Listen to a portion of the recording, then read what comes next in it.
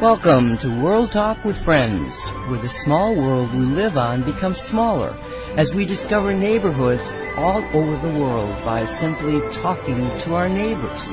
This is HaggieShackRadio Productions. Colleen Kelly is producing with friends Nancy, Nora, Neil, and those we have yet to meet. Welcome to our world. And we are live. Hi, Nancy.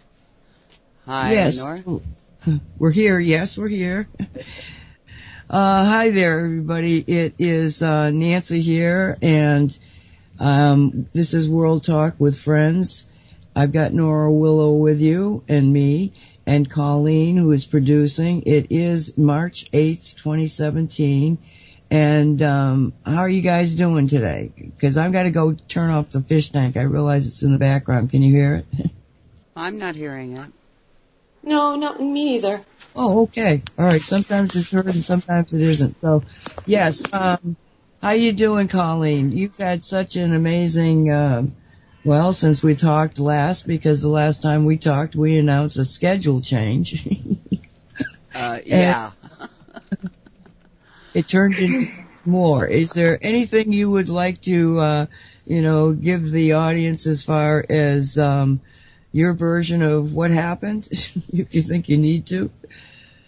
Oh, I don't know about all that. I think it's just let it suffice to say that I have resigned from Wolf Spirit Radio, and you and I have partnered up, and I am still in the process of filling the schedule. Other than that, and the new baby coming yesterday, and everything involved with updating the website and stuff, things are really peachy. Rosalie. Rosalie Leanne. See, my father's middle name was Lee. My granddaughter's father's middle name was Lee.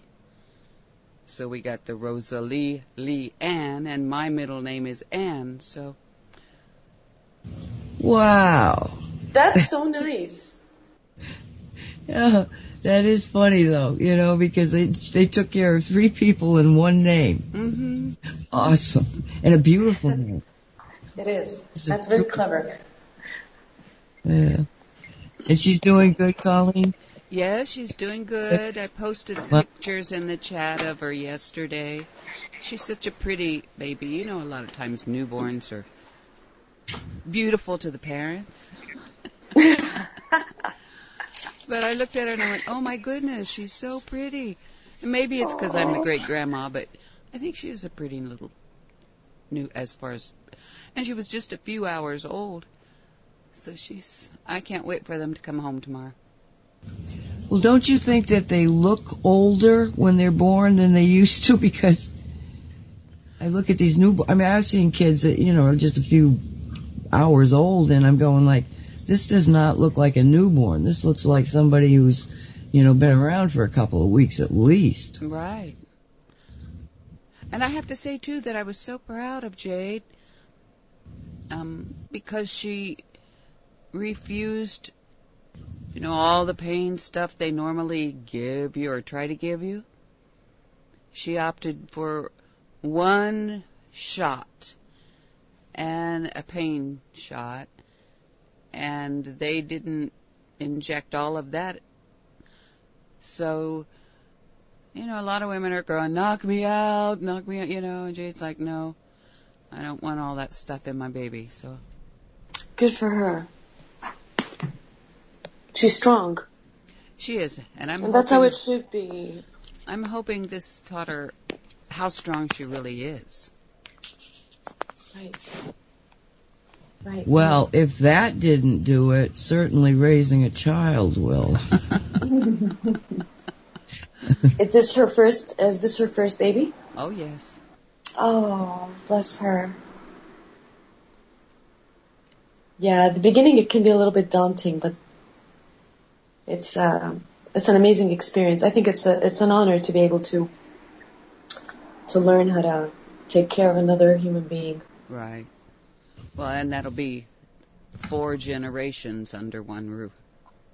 Wow. So It's incredible. this one's stepping back a bit. One of those things that I, keep going back to in my life is the day that I was looking at one of my siblings. I'm the oldest of 10, so I'm not sure which one it was. But I was looking at their hands, because they've got these teeny little hands that even have fingernails, and they work. And for some reason, as a kid, I got this aha moment about, whoa, the complexity of life and the amazement of it, just in that teeny little hand. Yeah, I was looking at hers yesterday in that picture, and her nails are long. I was like, uh-oh. Because, they put those little mittens on them and all the stuff to keep them from scratching their face. And I was like, need some baby scissors immediately. Oh, and their hair. They said she has a full head of hair, but they had a little, they put those little caps on them in the hospital. So I didn't get to see it. I'll see it tomorrow. But they said she's got a full head of hair. Some babies are born with hair on their backs. I've seen it. Well, yeah, there is this fuzzy down on them. Luckily, it's adorable. Most of that falls off.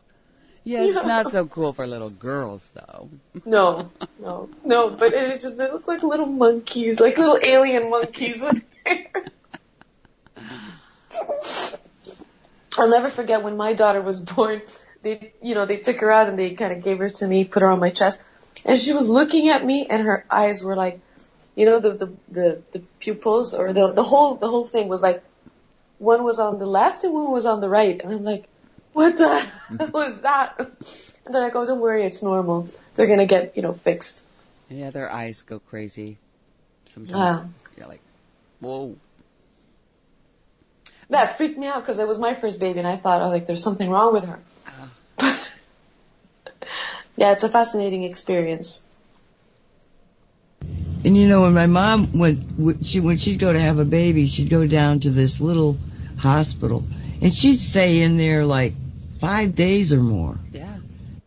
And now, one of my sister-in-laws, and this was a few years back, quite a few, probably 18, but she had the baby on Christmas morning and was there at Christmas dinner. Wow. Wow. This is crazy. Yeah. Well, back in the days of the pioneers, they say that women had their babies and, they'd have it in the morning and be out working the fields in the afternoon. I'm like, damn, those were some strong women. Yeah. I remember reading a book that was talking about this. I don't remember the book. But that there was this Chinese lady in China that they would, that's exactly what you said. They would have the baby and then just get up and start working in the fields. And I'm like, whoa. How? Yeah. Necessity, I guess. I don't know. Because, now they make them stay down for a little bit because they worry about the clotting and all that kind of stuff. But they still don't keep them in the hospital as long as they used to. And maybe part of that's whole, insurance stuff, and liability and all that kind of stuff. Okay, I am going to point out about the story about them always going back into the fields and stuff. We hear the story, but we actually don't know how many of them died from it. That's true. That's true. Because, mortality rate was quite high. You just had a baby, so you're sad. not dying. Yeah, we don't know these things. It's like, sometimes you got to be sensible. And again, it's that concept of, I went to the dentist today, and a few things happened there that were, let's say inspiring but odd. Now, I've been going to the same place for well over a decade. And today, every time, I don't know, once a year, I guess, maybe, well, I go in every 6 months, but they're always saying to me, you haven't had the x-rays. No. And every time I get this flack from them, right? So today, the doctor walks in, the nurse said to me, you're not going to get x-rays, right? And I said, nope. And she was, okay. Now, she didn't argue. She just confirmed what I was going to do. And then the doctor came in and did the same thing. And I thought, well, this is weird. They've all of a sudden, they're not arguing with me. What's this, And so then we proceed to have the exam thing, and she starts to talk to me. And since the last time we had a conversation, which may have been 6 months, but no more than a year ago, she has completely turned around as far as her view of medicine. She's into doing meditation and yoga. Her kids are about to go into college, but they're not leaving home, so it's not like, some major changes thing. But, she was like understanding the radiation, and now she was much more willing to listen about the shungite. And this is not the first time that I've seen this change, that there is change happening out there. And one of the customers that came to us just recently had been referred to us by a physician who said, don't use my name. Right? It's like, wow. Even the physicians are starting to know this stuff.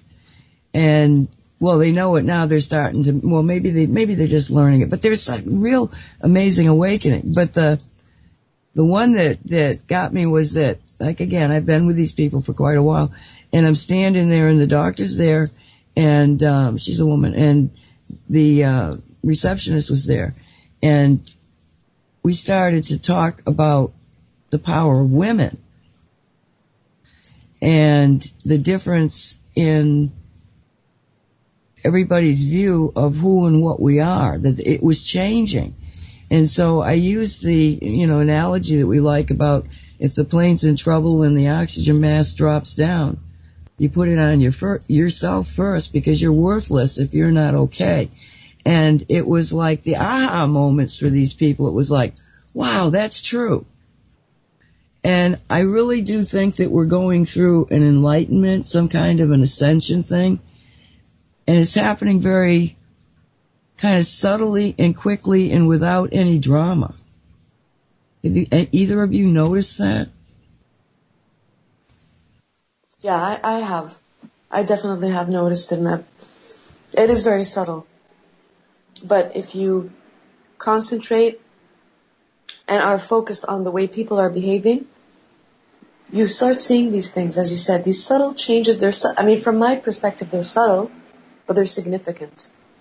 Things that maybe they wouldn't have said before, they wouldn't have thought, they weren't open to discussing or to at least contemplating or considering, now they are. So, for me, yes, I confirm and agree with what you say. Did you happen to catch the show last night with Riley Hunter? No, unfortunately. No, yesterday I wasn't really on the radio. Well, he, and Colleen, I have to ask you this because it was starting to weird me out. When Riley was telling his story, I swear to God, I've had a guest on that told the same story that had almost the same accent. Did you get any feeling like that, Colleen? No, I didn't, Nancy. I'm going to see if I can't, because I think I even know who it is, but it was it was kind of it was a weird thing. But I really honor Riley because he's telling a story that is so, let's say, it's a typical kind of story. I was an alcoholic. I was not a very happy person. And then certain things happened, and I suddenly began to realize that there was more to life than what I knew, and I started following little breadcrumbs leading me to different books and different people that then opened up my eyes to a different reality. And it was it just seemed like such a typical story that, again, I was trying to say, well, was there any big thing that made this difference? But it was like, no, not really. It was just sort of like a gradual, but then a very quickly accelerating transition. And go ahead, can you comment on it? No, I'm listening. I'm still trying to kind of get the hang of it because I didn't hear the story. It's intriguing.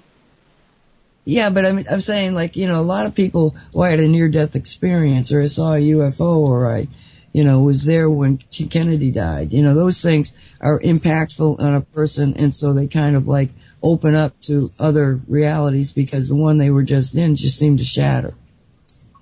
And so you have a lot of people that happens to. But right now, I'm seeing a lot of people just opening up, just waking up. Very quietly by themselves. And I was trying to get him, like, well, is there anything you can tell people who are in this process that, might help them? And it was, basically use what's there. Read the books. Listen to talk radio. Just analyze. Follow the clues. Follow the clues. And talk to yourself. And talk to yourself. That's, I think, very important. Yeah, it's happening. I mean, everyone's experience is different. But there is still a bit of resistance. Like you can feel that people see there's something going on, but it's a matter of choice, where some people do, as you said, start reading the books or following the clues or opening up, but then there are others that feel there's something different, something wrong, maybe with the world or with their life, but they seem too afraid to really jump in the unknown, because you need to have a lot of trust, I think, when it comes to this. So I still see people that you see that they feel there's something, but they're still unable to take that step. Yeah, it does seem to be based on some kind of a fear thing. But then you look and you go, well, what seems to be the difference? And it seems to be that when you got to the bottom of life, and you don't have any trust in anything because you're at the bottom of life anyway. It's not a matter of trust, it's just a matter of finding your way out, following the breadcrumbs. You got nothing to lose, you might as well. Nothing else, you don't trust anything else. So you just go with it. And so there's nothing to impede you because you don't have any hope anyway. So you see this little breadcrumb and you start to follow it. And then you get the people that actually say, oh man, I ain't going there. Yeah. And I just... Yes. Sorry, go ahead, Nancy. Well, I don't really know where I'm going with this, except that I didn't know what was going to happen on the show. And I wasn't really like, I don't know why, I wasn't really looking, I know that there were things I was thinking, okay, we can do this tomorrow, we can do this tomorrow, but it was like none of that was coming to my head. But what came to my head was, the picture of the dragon that is on CosmicReality.com, the radio station. And a lot of you who've been over there, you're going to go, I don't remember seeing a dragon. Well, it's because it's actually behind everything that you're seeing. And if you scroll all the way down to the page, you'll see the dragon. Right. And this picture just kept coming to my head, and I'm going like, okay, dragon. What is it about the dragon? What seems to, because when I was first setting up Cosmic Reality Radio, Dolly and I had a weird thing with dragons. All of a sudden it was that thing that was so synchronistic that it's got to be thought in action. And, Dave Corso, we asked him, can you tell us about dragons? And he was like, oh man, they're so much fun. I ride them all the time. And, so it seems like on the other side, dragons are very known. We know dragons from ancient fables, but I think that most of us would never have really thought of them as being real. They were just stories. And yet, the farther we get into this new reality, the more prevalent the dragon energy seems to become.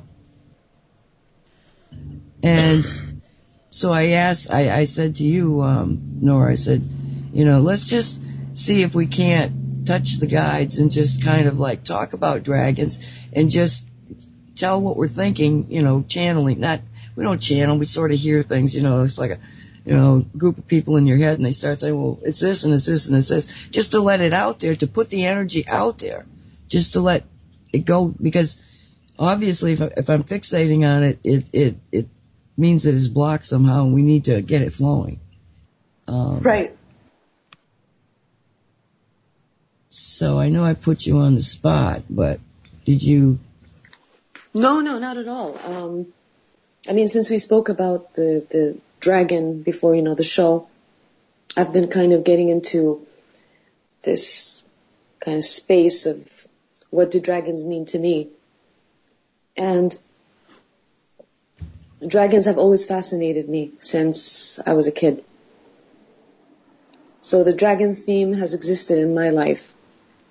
And there was always a part of me that felt that I knew they existed. So when people say, for example, no, but it's just a myth. And I'm like, no, it's not a myth. They're like, oh, come on, what, you believe that dragons are real? I'm like, yeah, I believe they are. Now, whether they're still here in a physical form, I don't know. But my feeling was that they have been here before. So whatever people kind of shared in stories, the ancient times, they weren't just inventing. Because it wouldn't really make sense, I think. That's just my opinion. Why would people... I know that humanity has an amazing imagination, but there must be some truth. So, I always tried to understand what is my connection to the dragons. I never really understood it. Till now, I still don't know why I have this fascination. And I'd have like friends and people that I know sometimes when they get me a gift, they would give me a pendant with a dragon. And, yeah. Hold 1 minute. Hold 1 second. Sure.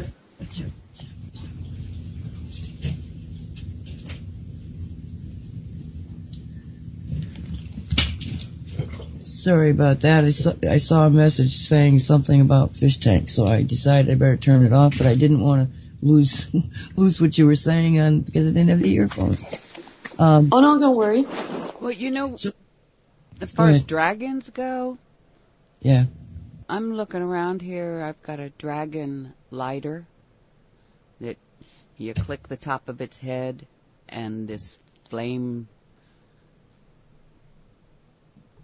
from its mouth. I've got bookends that are dragons. I've got a crystal ball. Well, actually, this one's glass. And it has a dragon sitting on top of it with its tail wrapped around the ball. Nice. So apparently I, too, have had a fascination over the years, because some of this stuff is quite old. Well, I've had it a long time, I'll say that. So, well, what do you think of dragons? I mean, because just when you look, just off the top of your head, what do you think about dragons? Well, my thoughts is that they're like dogs in that they're protective of their human or whatever. That they're also protectors of the earth. And they can be nice or they can be not so nice depending on whether you've crossed a line with them or something. But then, you get into all that stuff today about the draconians, because dragon, Draco, all those are the same thing, pretty much. Reptilian. And then there's a relationship to birds, because birds and lizards, and cats are all kind of the same origins and changed through evolution, we've been told. And of course I'm a cat person too, so I don't know, that's just off the top of my head stuff coming through. But I always wanted, everybody's saying we're evolving, and I always said, well, okay, I want to be a fire-breathing dragon with a fluffy tail. Do you think they're still here? I think probably, according to Stuart Swerdlow, the baby one that got away, wondered if that was the one you got on your website. I think, like fairies and such, that it's quite possible that they do still exist, but maybe in another dimension, reality, whatever. But that because we've been taught that they are myth, that just made up stories, we've stopped allowing it into our perception, perhaps? Yeah. Just like if you don't believe in something, you stop seeing it. Mm-hmm. Kind of like that David Bowie movie, You Have No Power Over Me, kind of thing, and then zoop, it all kind of goes away. Yeah. Yeah. Well, the reason, okay, I think I've told the story before on air, and I'm kind of thinking I might have told it here. But where this all, I did not follow dragons. I wasn't a fan of dragons. I just never thought about dragons. Maybe that's, you grew up at the same time I did, Colleen, so it's not our childhood, but it just never seemed to be on my radar. So,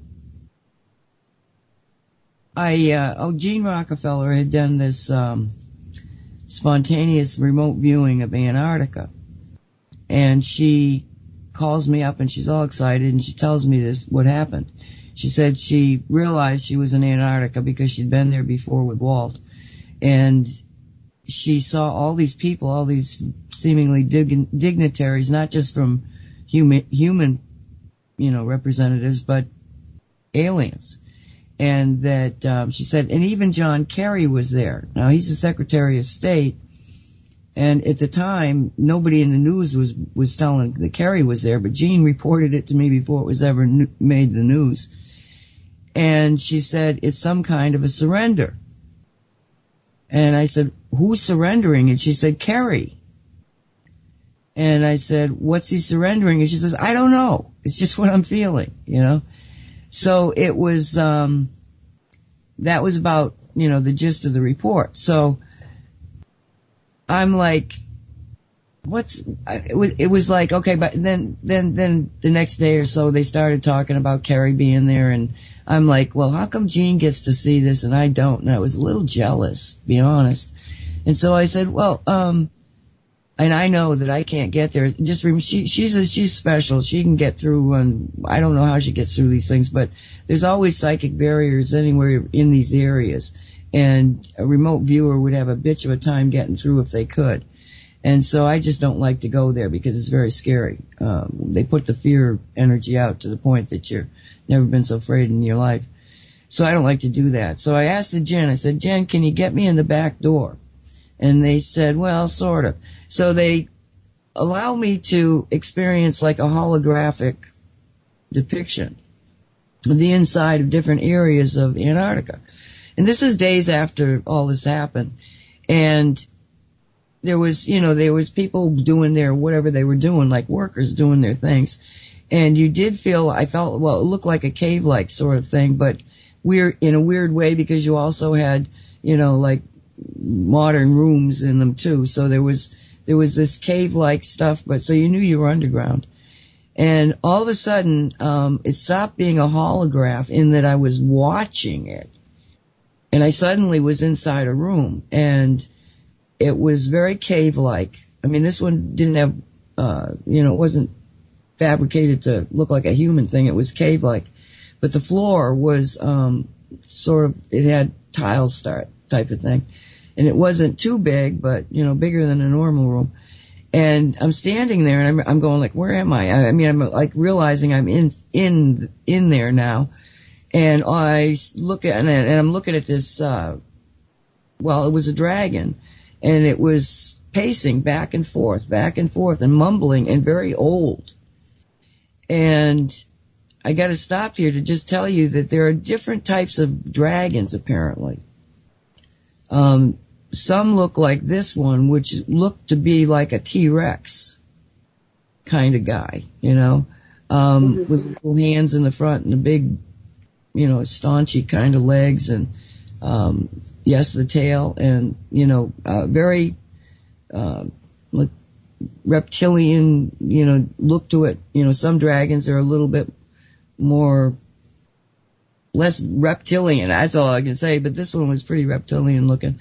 And he's pacing back and forth, and he did this pace back, like it was the fourth turn. He turns, and when he did, he noticed me. And he pointed at me and he said, "You." And then I woke up.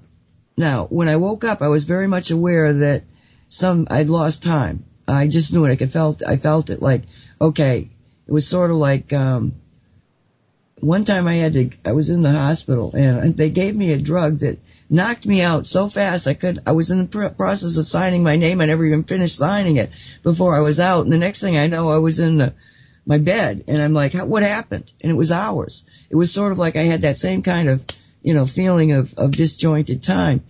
And so I knew that something had been told to me, but the only thing going through my head was, they've got to see the dragons. They've got to see the dragons. And I'm like, my interpretation of that was that human beings had to be able to visualize a dragon again to make whatever new leap in energetics is about to happen. That's what I don't think it was so much intuitive. It's that knowingness that you get when you can't remember how you know it. Yeah. And, so what happened then was that I kind of sat with this information for a bit. And then and there was all of a sudden dragons started showing up every place. This friend of mine did a piece of art on shungite, and I took one look at it. I said, oh, that's the head of a dragon. Things like this. And, so I then said to I went over and I talked to the Jen again, and I said, look, guys, I gotta understand more. I can't remember what is it that I'm supposed to know about these dragons? What are we supposed to do? And the Jen said, just turn around. And I turned around, and there's a dragon there. Now, not like the first one. This was more of the flying dragon, that has got all 4 feet of the same length and, long tail, but the dragon that's pictured on the website, actually, that dragon. And so, and it's standing there, but I'm looking at the side. He's looking away from me, and I'm looking at the side of him, and I'm like, oh wow, cool. And he turned and he looked at me, and when he looked at me, I was looking in the eyes of Jack the Watcher, Gene's horse, Gene Rockefeller. Okay?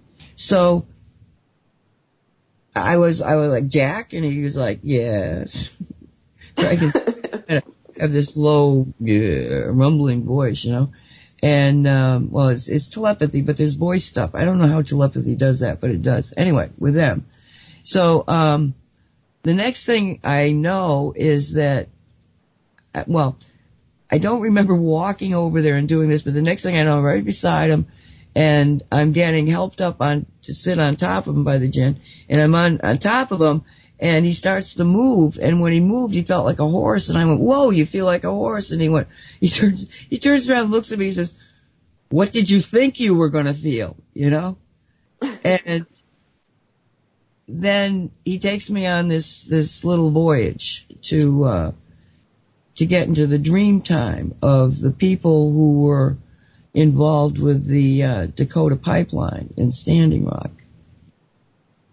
And it was funny because I'm saying, and I should say that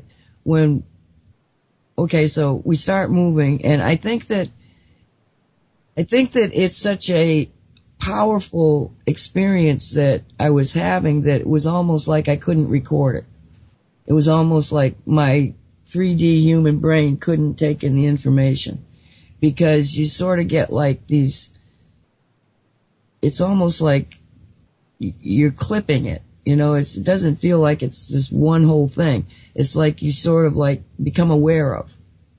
And then I don't know where we go, but then you become aware of it again, you know? So it's like, you go off, and I'm aware, all of a sudden I'm aware that, I'm on him, we're flying, and there is at least 5 more dragons flying with beings on them, I don't even know who, and all sorts of other spiritual beings. I mean, I don't even know who was there. I didn't feel it was archangel energy. It was very much natural, etheric Jinn energy. The Jinn were there. The dragons were there. And I'm going like, what are we doing? Where are we going? And I was very much aware of being in the Standing Rock area. I mean, the terrain, that's what it looked like. It was at night. And I said, you know, what are we doing here? And that's when they said, we're going into the dream time. And I'm like, what's that mean? You know, and it's like, we're going to get into the dreams of all these people that are involved in this, both sides. They've got to see the dragon. Okay. But then me, the 3D person, goes, wait a minute, where's free will in this? So I kind of like back out of this thing. And I'm like back here, and I'm going, like, I can't do this without analyzing the free will thing. And guides came in and said, no, there is no free will in the dream time. Because in the dream time, you can use your imagination to create all sorts of scenarios without karma or consequence, which I found fascinating. Wow. You know, and so like a simulation. It's simulation, and that all they're doing is introducing the dragon database, and that's exactly the way they put it into their dream time.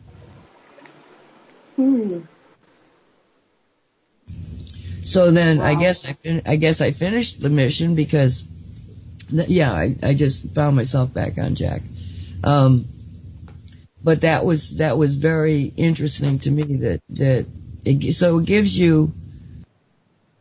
it gives you an interesting concept of imagination. And when does imagination manifest? You know, there's all sorts of things that come out of that kind of a discussion. Yeah, I mean, imagination on its own is a fascinating subject because we don't really seem to still understand what imagination is. Are we actually creating something in the etheric? Or is it just something that's a projection and then it just disappears when you don't think of it anymore? Well, let me tell you a story, try to get an answer on that one. when I got out of the military, and I was offered jobs to continue in the intelligence community, but I just didn't, it wasn't my path. I wanted to be a writer.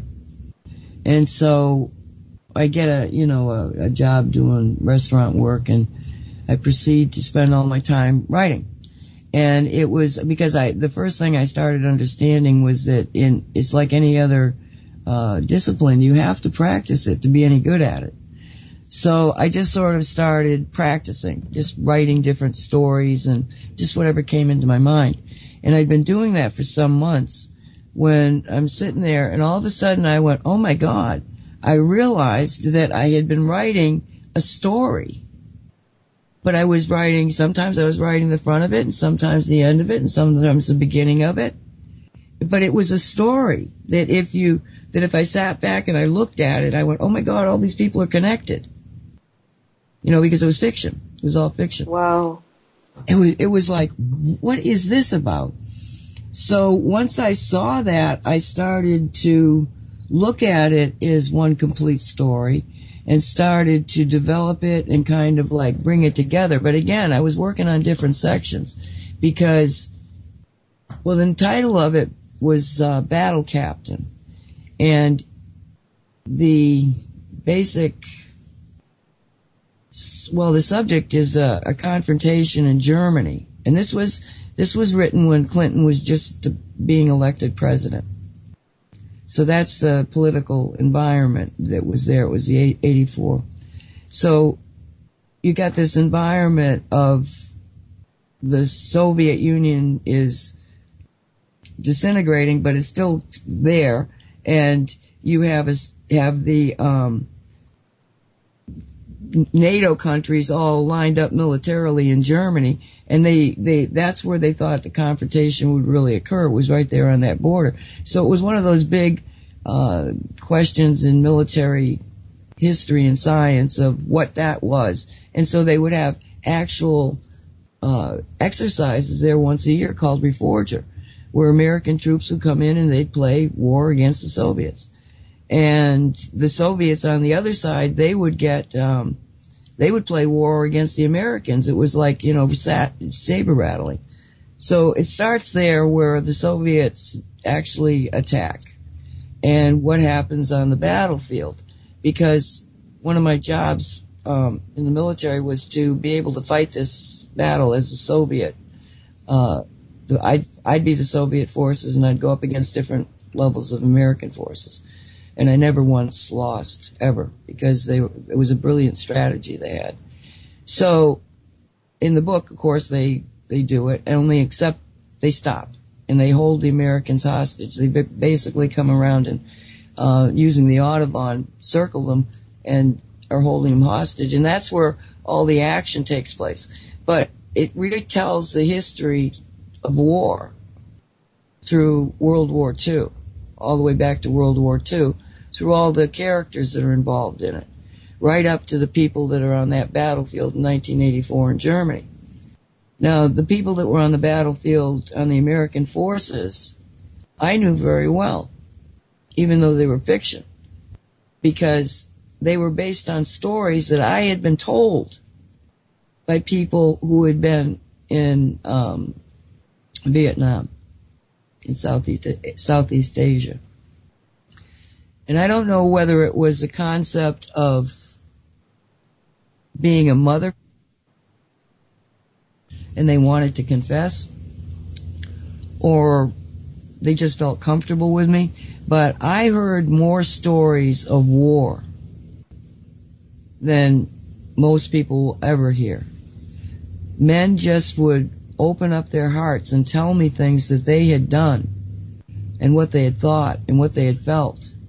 And I think part of writing the book, or maybe the main part of writing the book, maybe that's why it was coming out in pieces, is I needed to purge this information from my own psyche. So all of these characters really are broken characters in that they were soldiers and they'd been in Vietnam. And I understood very well that the people that were telling me the stories were the broken soldiers, but they were also the broken soldiers who were still there. who were still viable soldiers. So I write this book. It turns into being like 600 pages. One person has ever read it, and she picked it up, and 3 days later she put it down. She said that it was the best book she'd ever read. Wow. Even though it was brutal. And so I sat there with this exercise, and I said, okay, so what do I do with this? And they said, you did it. And I said, what did I do?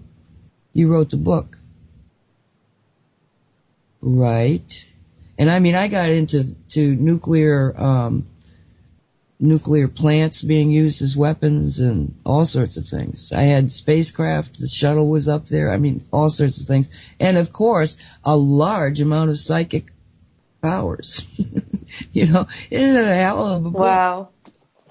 But, so, they said, well, you already did it. And I said, what did I do? And they said, well, because you wrote the book, it will never happen.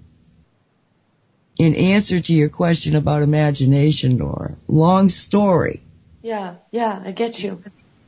I think it's not so much if you imagine it. I think if you imagine it and then create a story about it, that's when you can affect realities. Okay, because I see. If you wrote the story, it won't happen. So just imagination on its own is not enough. I don't think so. I'm not sure. Okay. But again, the dreamland tells me probably not. Because that's where you go to practice imagination. Yes. And Absolutely. Okay, now I'm getting the dragon. The dragon's back here. Okay, I'm seeing the dragon again in my head. Funny enough, I was too. Just in the same second you said it. When I said focus, you have to focus. Well, the feeling I got was that dragons have a huge role in the dream world. When you said focus, it just came to me that dragons are vital in the dream world. I don't know what that means. Could it be because of what you said about them entering into the dreamscape? Does it have to do with me seeing dragons in my dreams and knowing that other people have seen dragons in their dreams? Could that be the key? Well, I'm wondering, we were in Standing Rock, but I think Standing Rock in and of itself is extremely important and representative of where we are and where we're going. So if they were using that as a symbolic entry point to the dragons being in the dream time, then yes, every human might have dragons in their dream time now. I We see. should do a survey and see how many people are dreaming about dragons. That's true. No, so the symbol of the dragon, I guess for us to try to understand what it means, we need to maybe try to understand what the dragon symbol really means to us, whether it's historically or whether it's on a spiritual or like inner level, like, the knowing. What does it symbolize to us? And dragons don't seem to have a direct connection to the reptilians, even though they are reptoid kind of beings, or reptile kind of beings. But I think we have to be careful not to mix them up with other beings, because I think just like humans, you have the Homo sapiens, you have even like the Neanderthals, or there are different types of humans, or there were different types of humans. So they fall under the same creatures, but they're different species, or the opposite. I don't know how to say that, but do you get what I'm saying? So it's kind of the same thing with the reptiles. There are different types of... Well, Dave said that there's different types of dragons. Mm-hmm. He didn't get specific, but he did say they were different ones. Now, Colleen, in your collection of dragons, is there different types of dragons that you got, or is it just you're attracted to certain ones, certain species of dragon? Oh, I don't know. I think that there are different ones, like dogs and cats. I mean, Yeah, you got the water dragons, the dragons that fly, and then you have the dragons that walk, on the ones who don't fly or swim. right. That's my understanding, I think, of what maybe Dave was trying to say. I think so too, and I think not. And whether they were bred for specific things, I don't know. That could change maybe temperaments and all that sort of thing as well, and capabilities and all of that. If there's truly fire breathers and then there's not fire breathers and all that sort of thing. And then I'm kind of particularly drawn to the ones in the movies, like when my kids were young, the big fluffy white dragon with a voice like Sean Connery. Oh, you mean like the one, The Never-Ending Story? Yes. Oh, I love that movie. I think that's where my fluffy tail thing came from. And that type appeals to me more than maybe a scaly one, although without all the fur, I guess it'd be easier to take care of. Not a lot of brushing and shampooing and stuff. But as far as picturing one in my mind, that's a little more difficult. Other than, the ones that I have here in front of me, kind of plant one. I think I'm kind of partial to a blue one.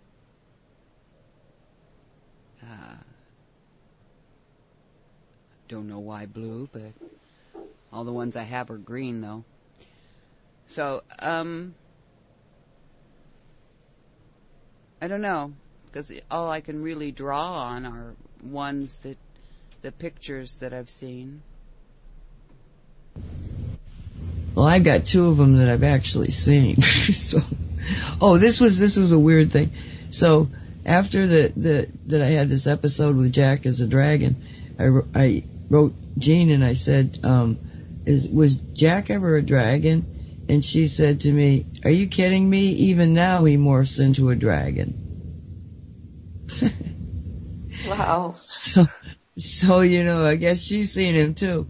But anyway, that picture is, I did find a picture and then I altered it slightly and then I took Jack's eyes and I put them in that dragon. So when you look at that picture of that dragon on CosmicReality.com, which is underneath everything, you can see it at the bottom of the page. That has got Jack's eyes. That's what I saw. I saw that face. Turn and look at me. Let's go flying, lady. Okay. Sounds like a deal. Yeah, it's amazing. The way you did the way you kind of put the eyes with the picture, it looks really realistic. Oh, and that was freaky too, because, I've done a lot of that stuff, and that stuff is normally nerve tension, because you gotta be, it just dropped in there and was perfect. I did a couple of touch-ups with cloning, and that was it. Never had anything happen like that so fast. It was wild. Yeah, when I saw the picture, I didn't think anything was done to it. Yeah. It just looks so, like, part of the picture. Yeah, I think colors of dragons also may not signify anything, but they may signify something. For me, I had a dream of two dragons long ago, and I saw two huge dragons, and one of them was white, and the other one was like a purplish color, like it's like a, not dark, but not light purple, it's like in between. So I don't know that if the colors also make a difference into the meaning again, dreams are tricky because they're full of symbolism. Well, each dragon has a certain frequency, so you would visually see it as a different color. Even if you look at, a whole bunch of similar colors, you'd still see because when you're in the energy of a dragon, when you can see the dragon, when you can feel the dragon, yes, the energy that you're feeling from that dragon, I think, is a frequency that unlocks a lot of your own abilities. Yeah. Your own powers. Yeah, and another thing that I found very interesting in this dream, because I dreamt this really a long time ago. It was maybe in 2007 or 8 or I'm not sure, but what struck me was their gentle nature. They were very gentle. So that was because you usually think that dragons are aggressive and they're scary, but it's not like, for example, I had this idea that dragons are gentle, but it just happened in this dream, and this is something that I could never really forget. Every time I think of this dream, I remember that's the thing that stood out more than anything, along with the color of these two dragons, and they were huge. They were huge. So their gentle nature was also. I was like, wow, they're very gentle. So, yeah. Well, the old guy, even though he was, the feeling I got from him, was, I suppose he was scary looking if you thought about it. I didn't feel that. But he was very, very worried. But it was this energy from his heart. Like he was consumed with, how the worst thing in the world is about to happen to your child, and that awful feeling that you get inside. That's what he was holding on to, this awful energy. And worried, and it was like, okay, so they gotta see the dragons. What does this mean?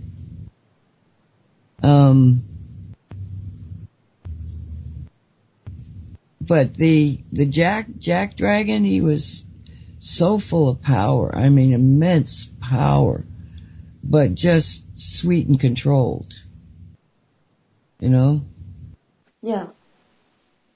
Well, do you think that dragons are held, I don't know why I'm saying this, but do you think that dragons could be held hostage in some way?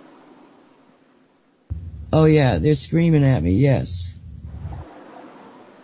Yeah, because I just got this, as you were saying, this kind of angry feeling that this older dragon was, or a T-Rex type being was having. I mean, I just got this, thing in my head that's telling me that it seems like they're held prisoners. There's some sort of hostage situation for them.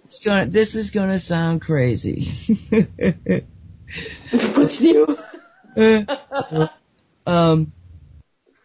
Okay, I'm seeing dragons like in prison. Now they're small to me. I'm like got this grandiose kind of view of it. They're small to me, okay, but there's a lot of them. And they're being held prisoner. But where they should be is inside people. That the dragon energy, the energy of magic, of unlimited potential, okay, is something that somehow they took out of us and imprisoned.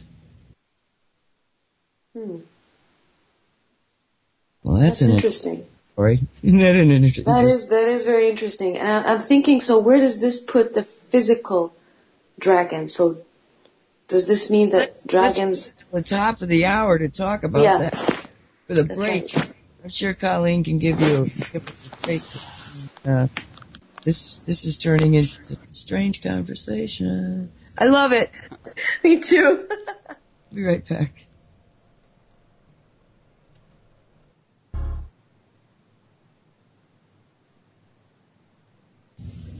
Well, that was a great song. I was singing my heart out. How about you? Me too. I was singing.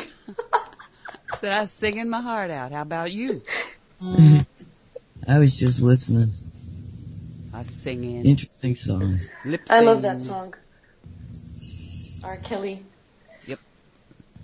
It's a good song. What's the title? I Believe I Can Fly by R. Kelly. There you go. Because our archives or whatever we end up doing. Yeah, we should say that right now what we're doing was we're putting this show will show up on Tuesday's schedule at 4 to 6 as a replay.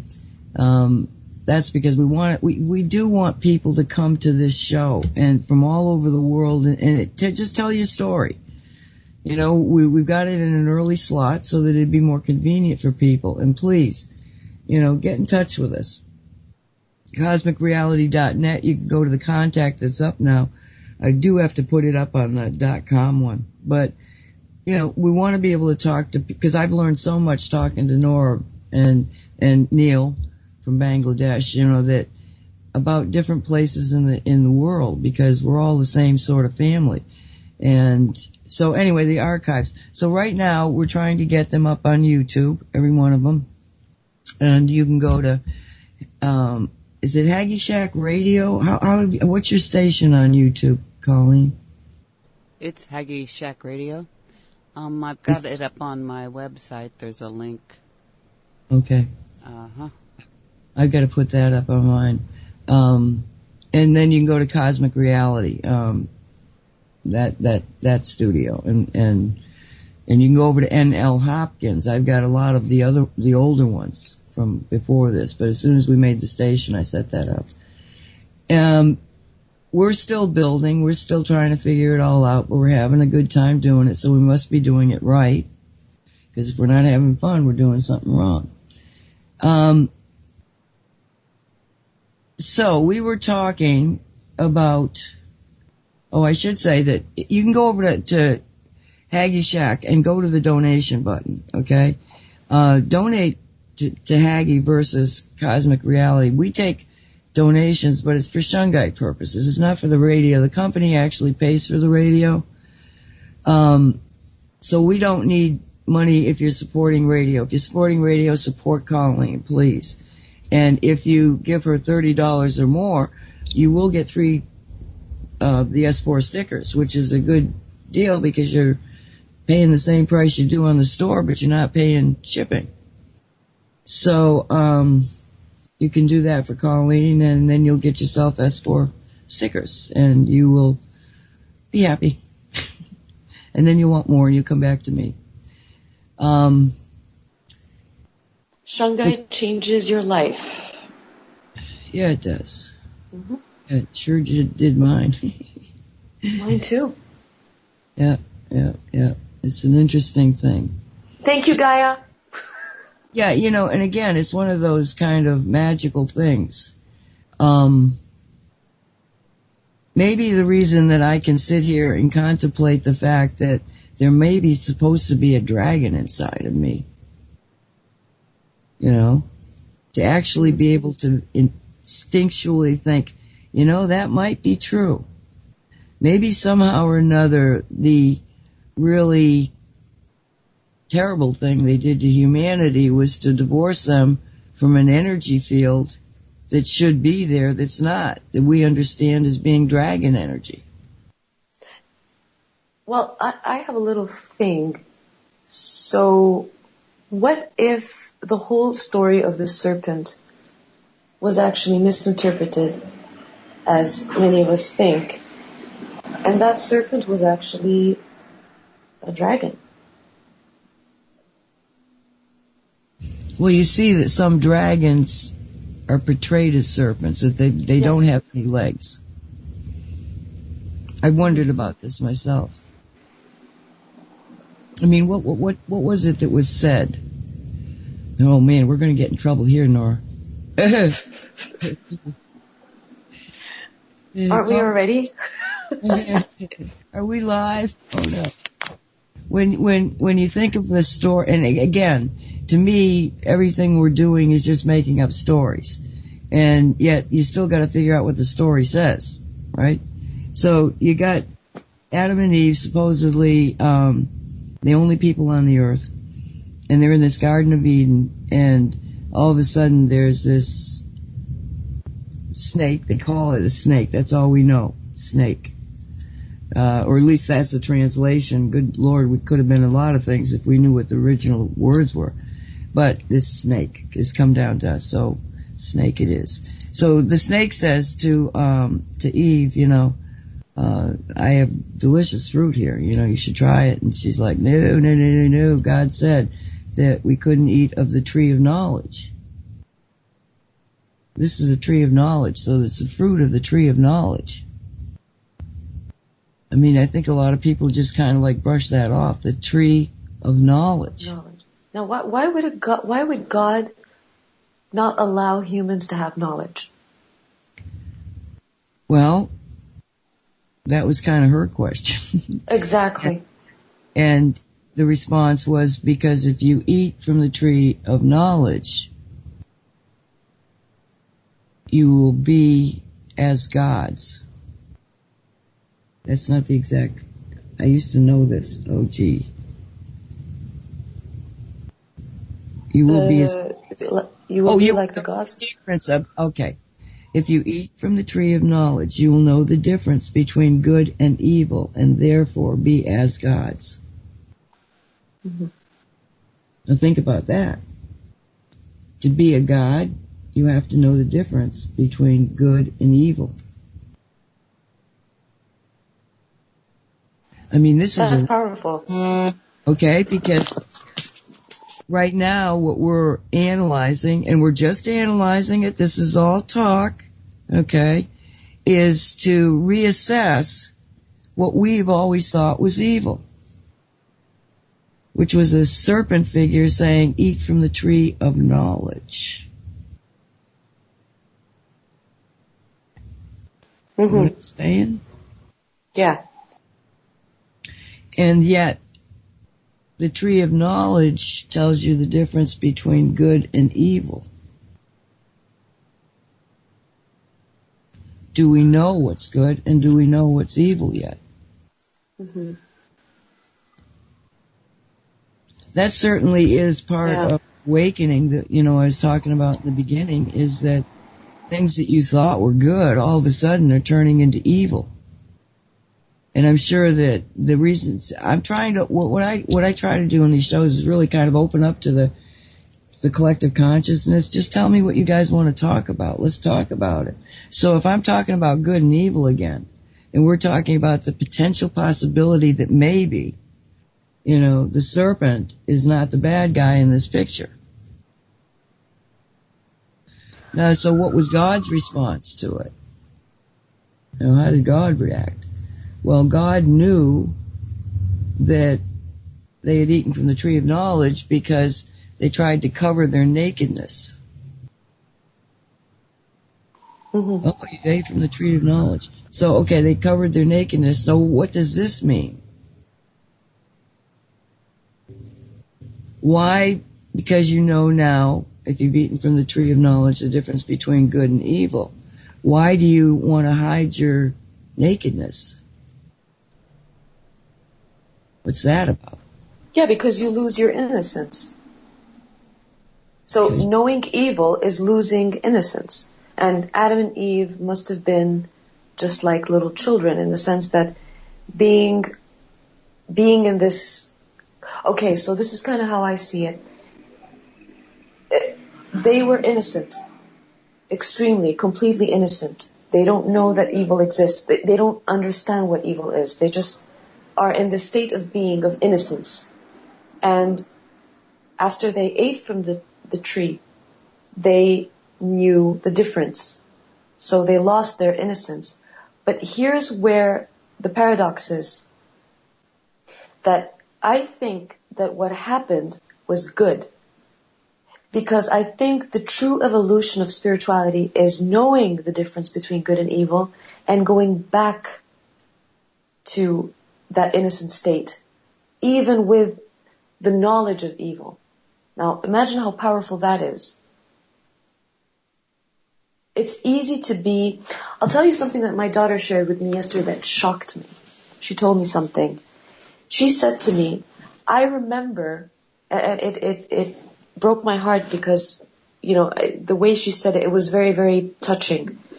She said, I remember, and that's how connected she is. She said, I remember that when I was very young, I could connect very easily to, you know, to God. She said, I remember the exact moment when, she says, I remember it, that something disconnected. And she was in a summer camp at the time. She was in Lebanon. And she said, that period, I felt like someone was leaving me. She said, okay, I know I miss, you know, everyone, the family, but she said that I knew they were there. So it's not that she was feeling abandoned, but she was crying nonstop. She said, I felt like someone was leaving me. And she said, that's the moment where my connection to God became more difficult. She said, but now it makes sense to me. I understand. I'm quoting her. She said, now I understand why that happened. Because it's easy to be a spiritual person or be good when it is effortless and that's what you know. That's all you know. There's innocence. She said, but disconnecting is part of that process. Because in the moment of disconnecting, you get the choice. So you choose. Are you going to keep that connection and work for it? Because when the disconnection happens, you have to figure out why it happened and you want to get yourself back to that connection. Or else you're going to take the other road and say, oh well, all this is not true and I was just imagining it, and then maybe go on to another path that's more of a lower energetic way of being. Now imagine, she said that to me. So this kind of falls into the story of Adam and Eve. Well, and just, how old is your daughter? She's 14. Just wanted to point that out. Thank you. Kundalini is also depicted as a serpent. And the Kundalini is the feminine, creative, evolutionary force of infinite wisdom that lives inside every single one of us. So that's, you got the serpent, you got Nancy's, the dragon, we need to get that back into us, and the Kundalini. So you have that whole Adam and Eve and the serpent and the garden and the eating of the apple and the wisdom all tied in to that Kundalini feminine aspect. And you know, as weird as it is, don't you remember the show before this last when we were talking about the orgasmic energy?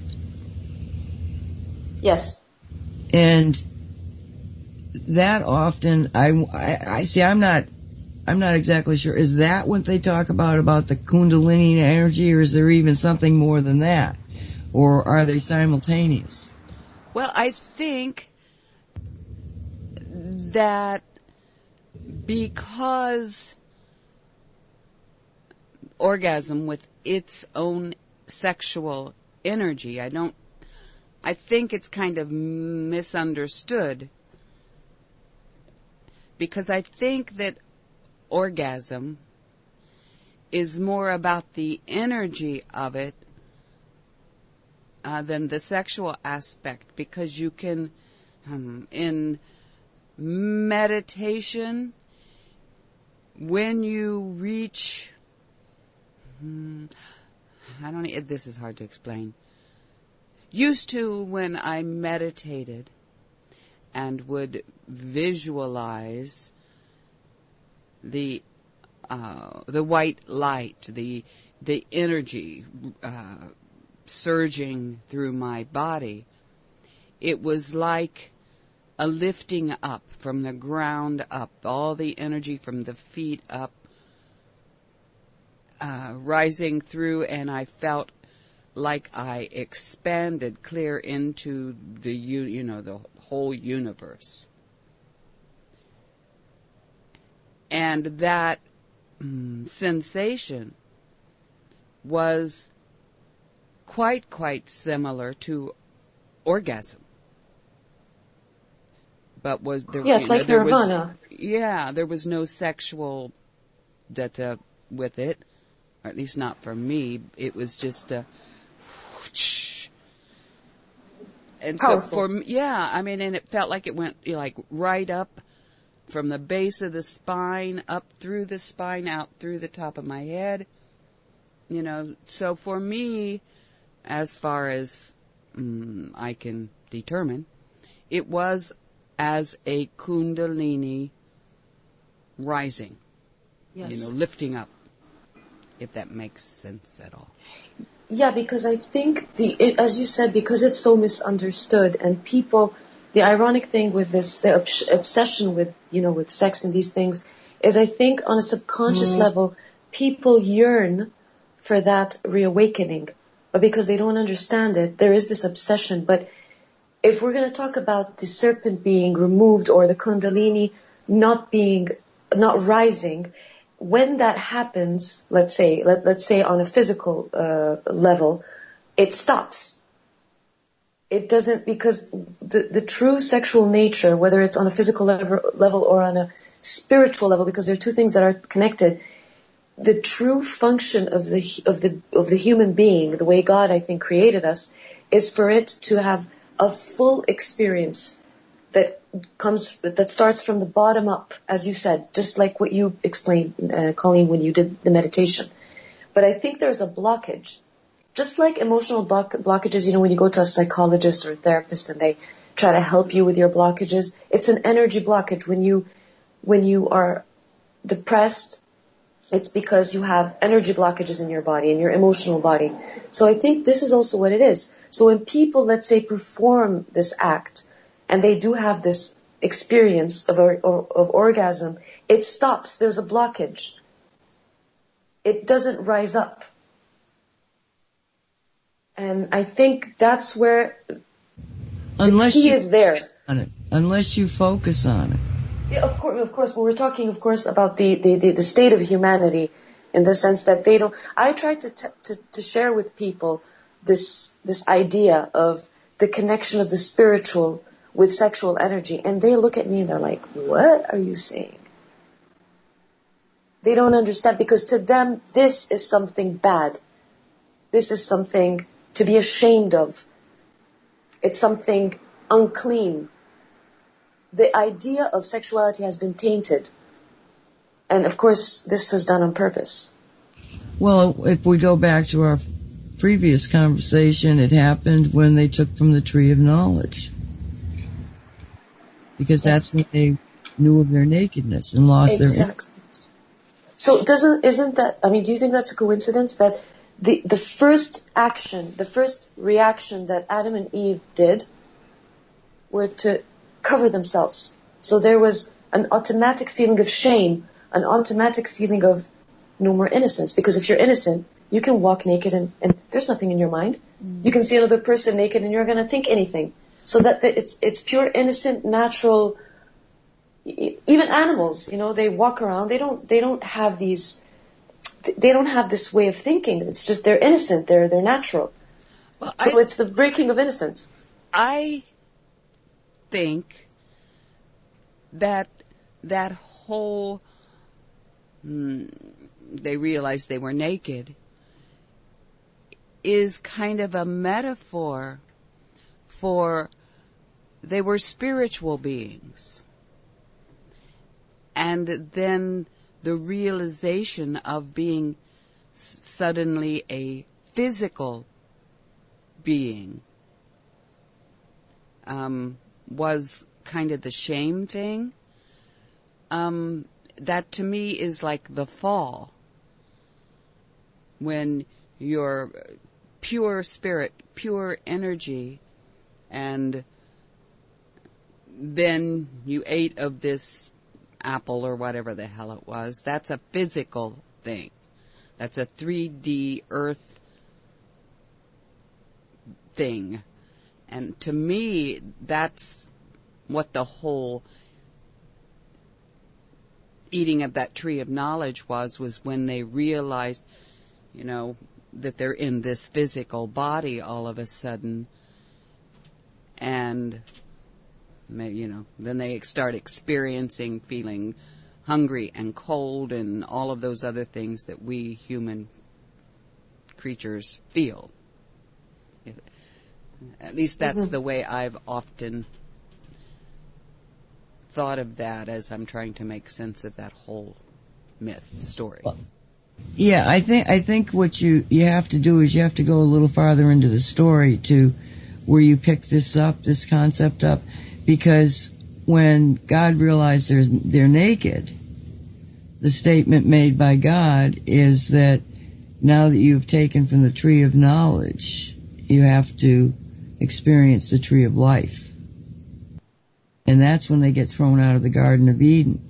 And at that point, that's where you have, that they're hungry and all this other things that go along with it. Because they're no longer in the Garden of Eden, they're in the Garden of Life. 3D. Yeah. Yeah, that makes sense. Because again, going back, if you eat from the tree of knowledge, you will know the difference between good and evil, and therefore be like gods. So, does this mean that when you enter into the 3D environment, that you have to sort of like live out the story to learn the difference between good and evil? Because you take from the tree of knowledge, and you got to learn good and evil. Well, it didn't tell you how you were going to learn it, did it? It didn't say, and in an instant you're going to know the difference between good and evil. No, the next thing that happens is you get thrown out into the wilderness of 3D survival. Into the real world, so to speak. Well, as a spiritual being, there really is no good and evil, right and wrong. It just is, because it's masculine, feminine, negative, positive, and one is not better than the other. It's only in this 3D where there really is a difference because of our perspectives, our beliefs, all the fake stuff that's been thrown at us, according to esoteric teachings, anyway. So maybe the answer is the difference between good and evil is there isn't any. Remember when I got that download and I was telling you about the idea of artificial intelligence and how the virus kind of started? And I told you that I realized that there's really no such thing as good and evil. Tell the story. Okay, so yeah, it's very complicated. I mean, I tried to kind of share the story on Dimensional Mind Talk on Saturday, and I just realized how difficult it is to share or to express downloads. It's really difficult, but practically the gist of what I kind of got was that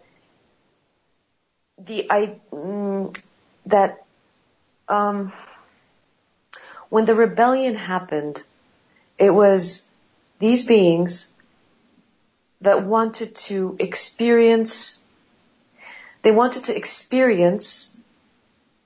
things, creation, without necessarily being connected to Source right away, to God. Because they kind of became aware of their selves. Something happened within their beingness where they became aware of themselves. Before it was more like, not a hive mind, but it was a oneness. And the moment that there was that I me, that's when this kind of virus, between brackets, happened. It's just like in the movie The Matrix when, Neo meets the architect and he finds out that the anomaly in the Matrix is actually choice. So maybe the beings before, like the angels, or they didn't really have individual choice. You get what I'm saying? It was a oneness, a connectedness of all together. There was no such thing as an individual choice. So it almost feels like this rebellion happened when this being, Lucifer, whatever you want to call it, realized its own individual beingness. And obviously this is a very, it's a very daunting feeling, I think.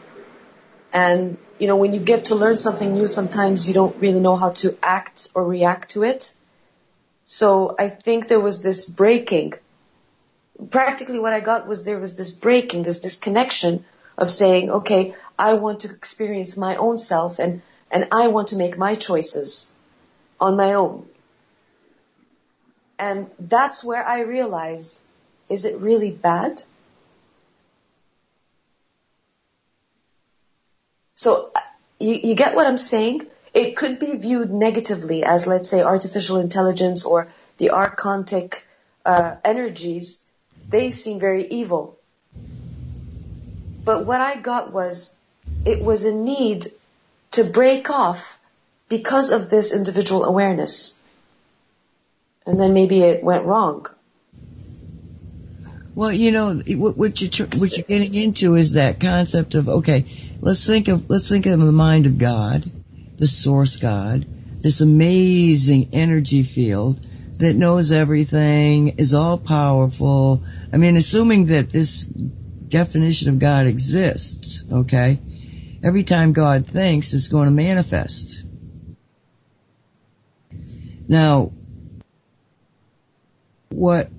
I'm going through this. This was decades ago. I'm going through this in my head. Okay, so everything you think is going to manifest. So if you know that and you know everything, you know that when you think and you manifest, all of a sudden you've changed reality completely. And now you're no longer God. You're dependent on your own manifestations to believe in you. Mm-hmm. So if you know this, and I'm assuming God would know that if I could figure it out, okay, so I said, okay, so what would I do first? And the first thing I would do is create a being that if my further creations got out of hand, they would step in to stop them from getting to the point where they say there is no God. Because if they say there is no God, then God ceases to exist and all of everything is gone. Okay, so you create the archangels and the angels. Don't let them keep order. To keep order. Because once God does this and starts manifesting, it's really out of his hands, or her hands, or its hands, or our hands, you know? And why would God even bother with this, you know? Well, because if you're God, you're going to sit there knowing everything. I mean, okay, let's say I understand algebra. I can say, yeah, I took algebra, okay? Right now in my head, do I know if I know algebra? No, I don't know algebra until I start doing algebra and see if I can do it. The fact that I think I can do it isn't the requirement. The requirement is, can you do it? Well, I honestly don't know unless I do it. Right. And I suspect that God's mind works something like that. So God would be continually imagining. You know, we started out talking about imagination. Well, imagination may be the key to everything. Exactly. That's how I see it. You're right. And it is such a complicated subject because the moment we start thinking about the mind of God, or it almost feels like our brains cannot comprehend it. So what we're doing here is trying to delve into a dark area that a lot of people shy away from, because talking about it may help us to understand things a little bit more. I mean, when I start explaining this download, my head hurts. Well, it's like because it is is a complicated subject. It's not easy. There's so much depth and unknowingness in it. Well, but I think it's trending in the collective. I think that's why we're having this conversation. And as far as understanding the mind of God, I think I probably have a better chance of understanding it than most people because of an experience that I had. And hopefully, if you just kind of like just get really focused on my words and my voice, okay? Because I'm going to try to just give you a glimpse of this. It's not scary, but it will bring you to a profound realization. And the profound realization is this. I was in church. I was standing up. It was hot. I can give that kind of an excuse. But what happened next was not because I was getting a little faint. All of a sudden, the church disappeared. I disappeared. The only thing I could see was nothing. I could hear nothing. There was nothing, nothing, nothing. There was no sound. There was no feeling. There was no emotions. There was no thought. And I said, where am I? And this voice said, nowhere. I know what it's like when there's no God. Nothing. But that's the paradox. That is God. Exactly. It's the emptiness. It's all and everything. It's amazing. And I think when we meditate and we quiet our mind, that's how we can connect. Remember when people, like some people speak about meditation and how to connect, you notice that the moment you clear your mind, you start getting those revelations. You start seeing those symbols in your mind's eye. I think the magic is in that emptiness, because it's a paradox. The emptiness, there is everything within that emptiness. Well, It's mind-boggling. When you hear of shamanic journeying, very often they will incorporate the drum. That drum is to lock them into 3D physicality so they can get back. But when you're doing drum work and meditation, where you want to hear, where you want to be, where your consciousness wants to focus on, is the space between the drum beats. Right. It's really fun. It's really fun because all of a sudden it's like nothing, nothing, nothing, nothing. But once you get to be able to visualize the concept of nothing, then the concept of everything becomes much more physical, for lack of another word. Colleen, I wanted to ask you, you said you used to do this meditation. I mean, you just gave an explanation of meditation and the outcome of it done well. I mean, Nora actually referred to it as a meditation, and I think she meant that you put us into a meditative state, because that's what I was feeling. It was very real to you. It was very well described. But you don't do this anymore. Is that correct? Right. And what led you away from it? I mean, because I think that a lot of people, I think maybe we were on a timeline where that was very relevant and always happening to a lot of people, and somehow or another we got away from that. And I'm kind of like wondering what happened with us. Well, I know with me it was just life in general. You know, lots of things changed. The amount of time that I had to spend on meditation changed. I got custody of my two oldest grandchildren, who were then, one was an infant, one was a toddler. Shortly after that, I started my flea market, which I started work at 6 in the morning and didn't end until 9 at night, and then come home and still have all kinds of stuff to do. So that's when I was meditating a lot. That's when all of that changed. I still tried during other periods of my life, and had visions then that were that told me what was going to happen, and they did. And then life changed again, and we moved back to Indiana, and I had to go to work, and got my grandkids back again, and it's just sometimes life gets in the way of all of that stuff. That's so profound, because life gets in the way of the other stuff. Because what I'm seeing in your story is, a representation of what we've been talking about. You basically had a lifestyle that, if nothing else, gave you the ability to meditate and, to go to the outer reaches of your own beingness. And then suddenly you're thrown into 3D reality, and you've got all these things that are keeping you distracted, and you're going through life, and, that's what happened. We were there, sitting there in the Garden of Eden, and then all of a sudden this question of knowledge comes up, and, and it's like, we're the ones manifesting all of this. It's a story Adam is telling Eve, or Eve is telling Adam, or they're creating together. What happens if? I'm not so sure that we're computer simulations. I don't know that that's true, but I do think we might be imagination simulations. We're in somebody's dream, for crying out loud. Wake up!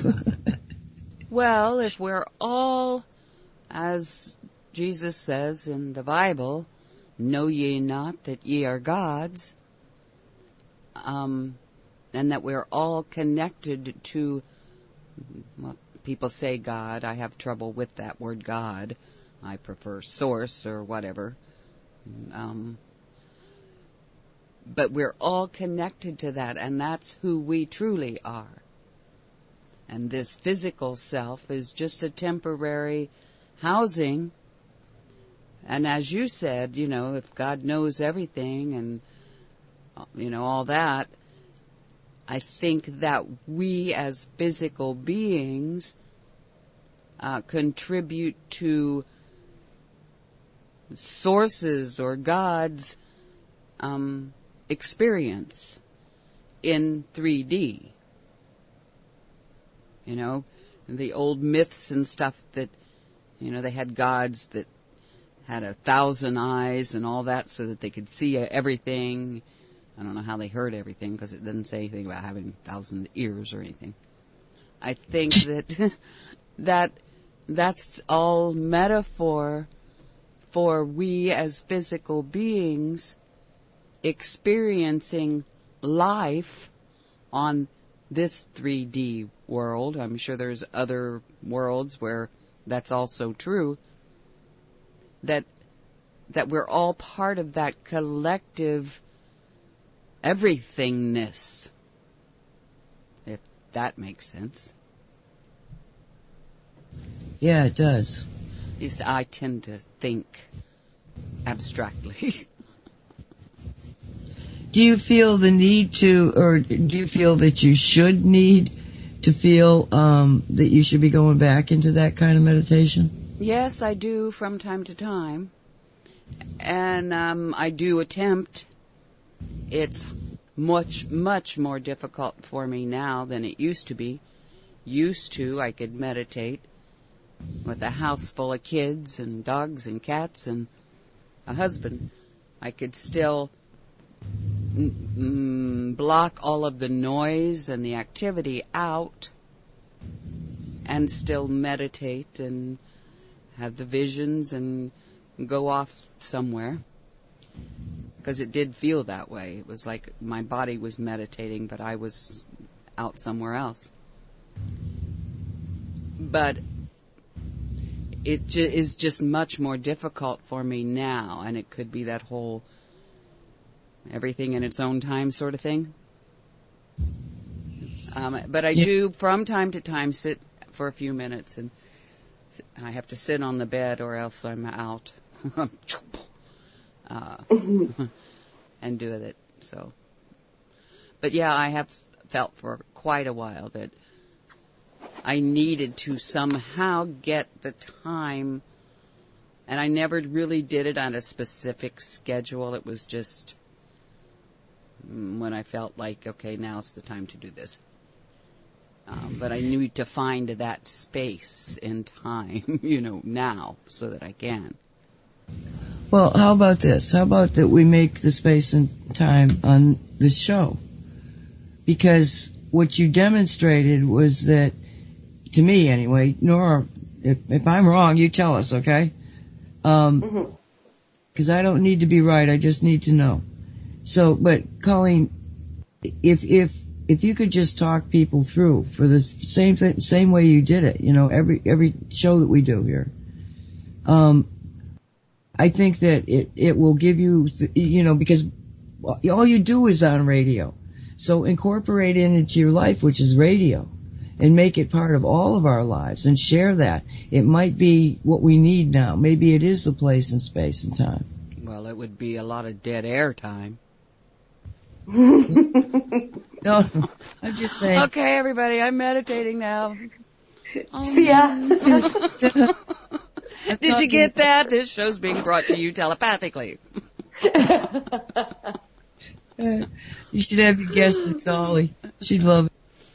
Okay, but no, I'm serious. Just talk through the feeling, the process of visualization of when, your entire energetic body is aligned and the Kundalini is moving your spirit to touch the higher reaches of the source.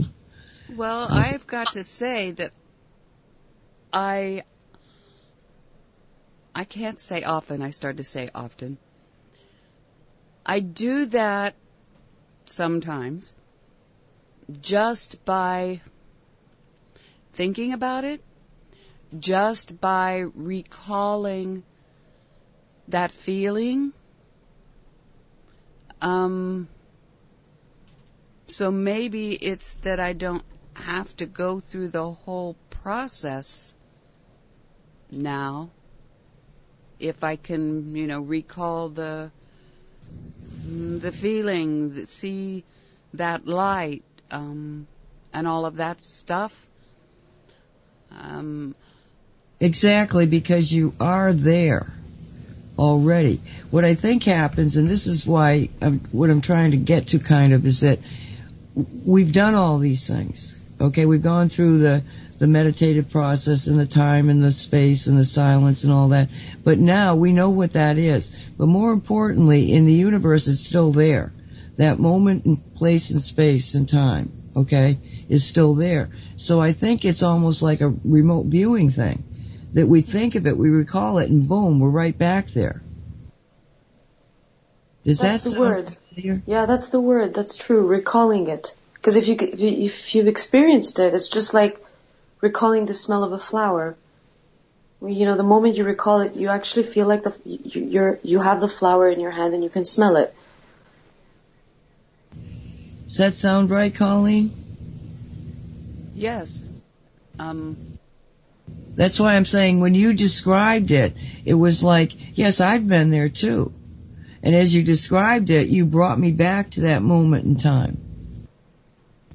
And I think maybe if we do this, once a week, spend just the process of I can take the recording and we can play it as the intro to the show, because it just invokes the imagery and therefore the energy and therefore, using ourselves as the great source of this Kundalini creative feminine energy.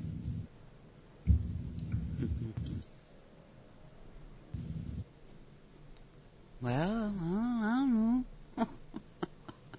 You kind of put her on the spot there, Nancy. Well, yeah, but I guess I don't know if it's the logistics of it all or what the heck it is. And, okay, will you give me permission to use that part of the tape? Well, sure. I Okay. guess, if I don't sound moronic. Well, never mind. I'm still, I've been doing this for 2 years. People already know. I will do this.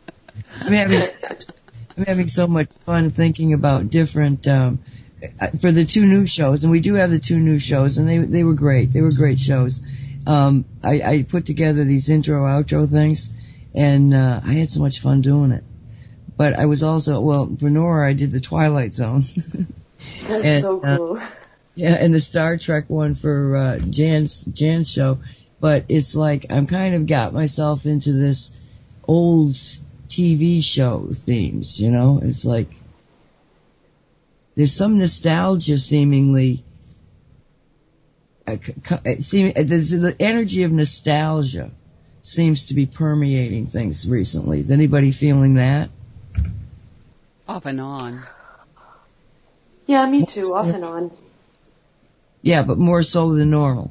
Well, I think partially it has to do with when times were simpler, at least as far as our perception of it all. And although we're all kind of truth seekers, truthers, if you will, often with finding out the truth, it's more discomforting than comforting. So I think that perhaps we long for simpler times, more innocent times, as far as we are concerned, you know, and our awareness of what was really going on out there.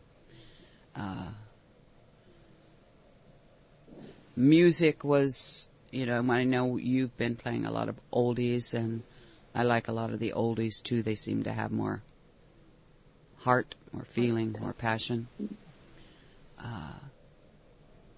That's all a part of that, is trying to bring back and those more innocent, more hopeful, we had life ahead of us kind of stuff, you know.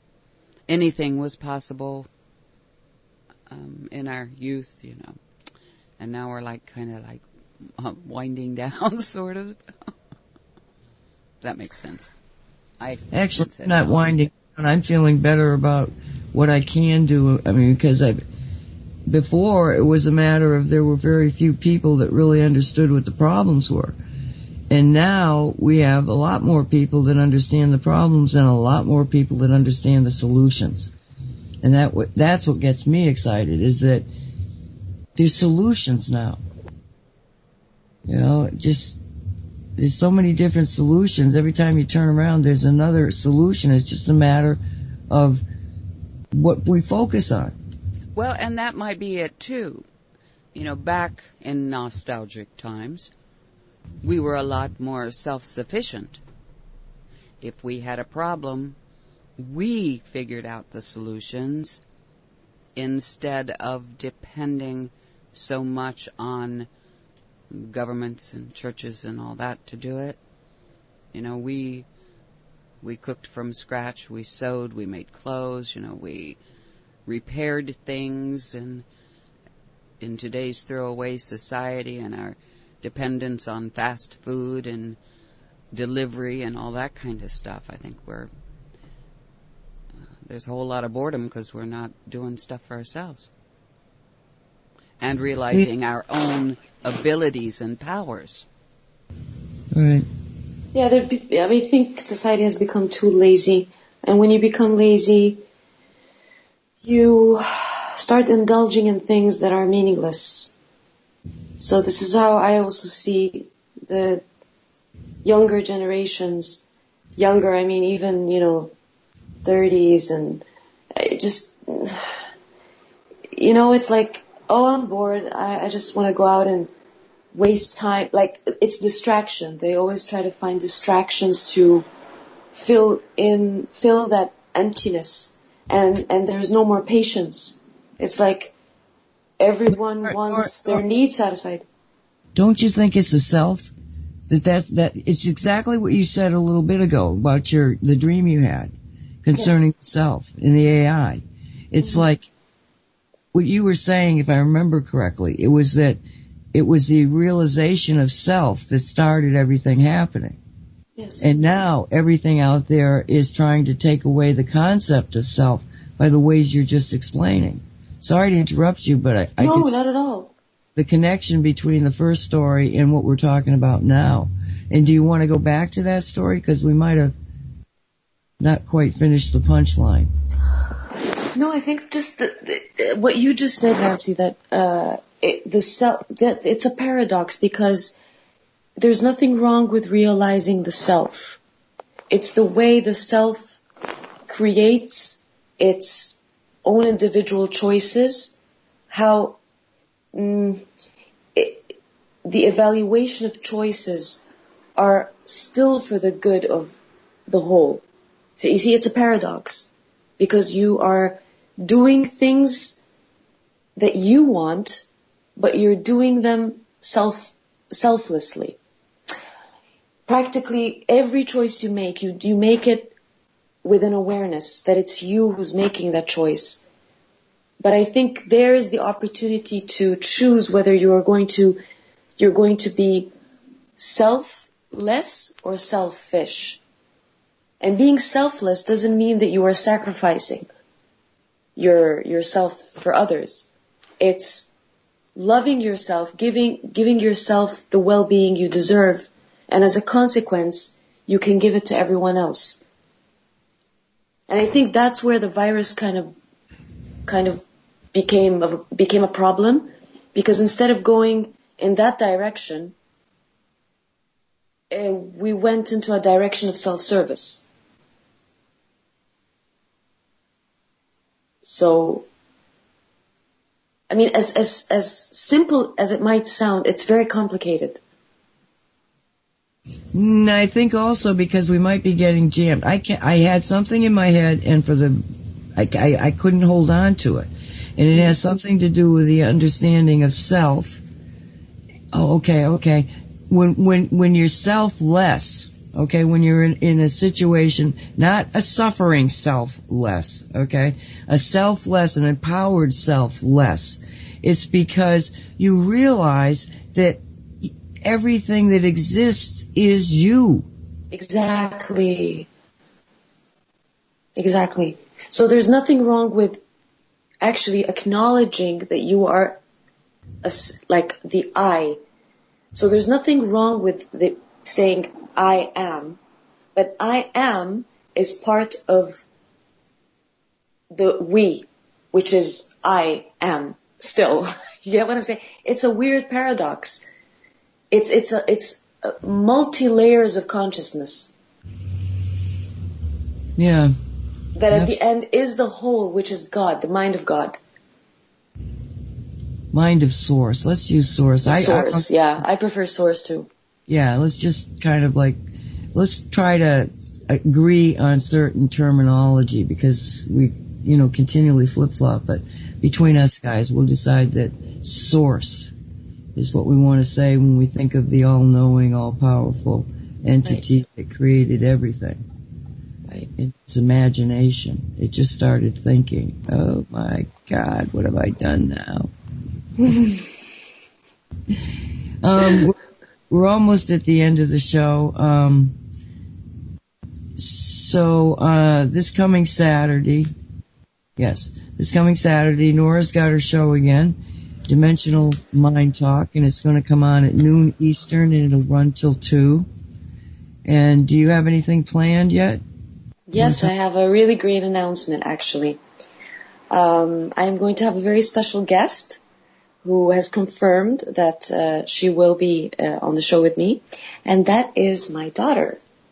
So I'm very, very excited to introduce her to you all. And I've been talking about her so much that I thought this is the most appropriate thing to just let her come on and, for you to kind of experience her firsthand. And I think it's going to be a lot of fun. Oh, this is exciting. That's kind of my announcement, yeah. Awesome. Mm-hmm. So I can't wait for that. Excellent. All right then, so this show will be repeated at Tuesday at 4 to 6. And that's before the Cosmic Reality, which has moved up an hour. I like that time frame a lot better, the 6 to 8. Anyway, Colleen, thank you so very much. What do you got? Well, you got Good Lord, you got 2 stations running now. What's on what? Good question. Coming up next, right at the moment I'm playing both, whatever's on one's playing on the other, simply because it's so much simpler at this point, because I'm still working with the schedule. Coming up next is the Fans of Whitley Strieber show.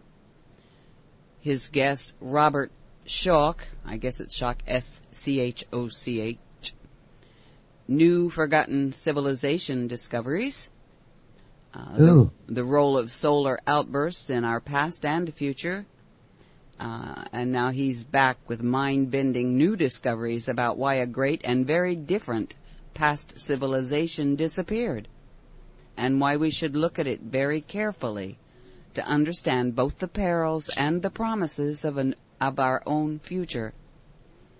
And then after that, this is remarkable new discoveries in the Giza Plateau and how they relate to the vitrified areas found in such places as Scotland, where intense heat from above actually melted rock.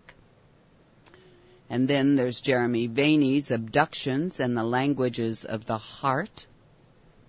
And then after that, at 5 o'clock Eastern to Pacific, will be Just Energy Radio with Dr. Rita Louise. Has our enlightenment been obscured by social, cultural, and religious conditioning? Her guest will be Jason Gregory. And then after that is a new show that Barbara Threecrow has on These Changing Times Radio. That will be at 6 tonight. And this show is called Unraveling the Mystery.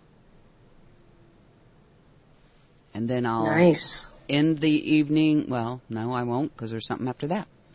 Then I'll be doing part 2 of Haggie Reads for You, Indiana Bigfoot, The Beautiful Mind by Edwina Cato.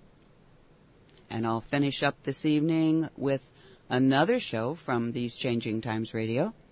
This is called The Big Puzzle with Barry.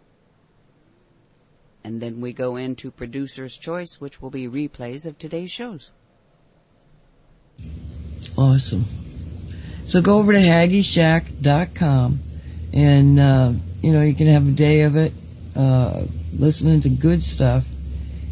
I thank you so much. Have a great day. I'll see you on Saturday, Nora, and Colleen. I hope you're going to be at least in the background.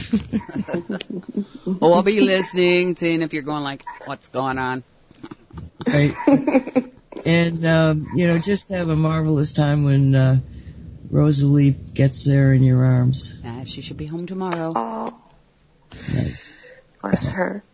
Enjoy her to the fullest. Oh, I will. Cool.